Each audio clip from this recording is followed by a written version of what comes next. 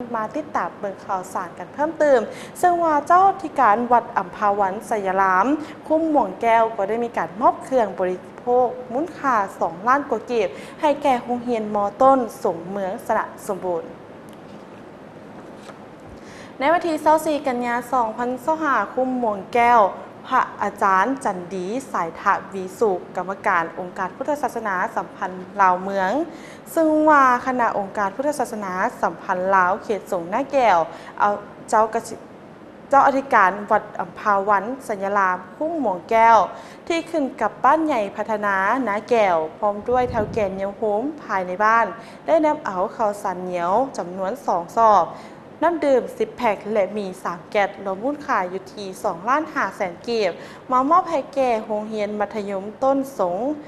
เมืองสระสมบูรณ์โดยการกล่าวหับของพระอาจารย์ใหญ่คำผักภูมิไสยประธานองค์การพุทธศาสนาสัมพันธ์ลาวเมืองสระสมบูรณ์ผู้อำนวยการโรงเรียนมัธยมตอนต้น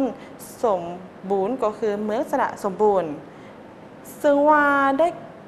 ในโอกาสดังกล่าวนี้ก็ได้มีการมอบหับโดยอาจารย์จันดีสายทวีสุขและก็ได้มีการกล่าวว่า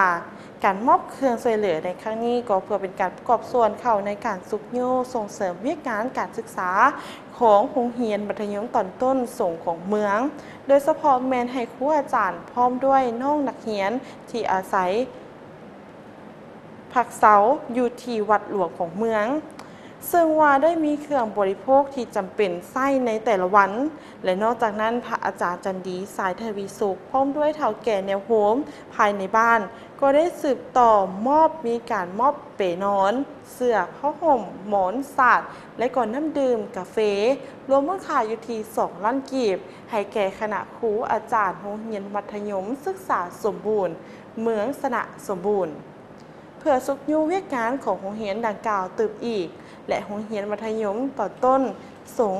ของเมืองสระสมบูรณ์แม้นมีครูสอนทั้งหมดอยู่ที่9 องค์ในนั้นครูคฤหัสถ์มี4 ฐานรวมมีนักเรียนทั้งหมดอยู่ที่117 องค์และมีคฤหัสถ์ทั้งหมดอยู่ที่5 คนในนั้นมีนักเรียนที่เป็นสามเณรประถมสั้นป .1 หาป .5 มี29 องค์และนักเรียนที่เป็นสามเณรสั้นม .1 จนถึงสั้นม .7 มี117 องค์ในนี้มีคฤหัสถ์ก็คือ5 คนนั่นเอง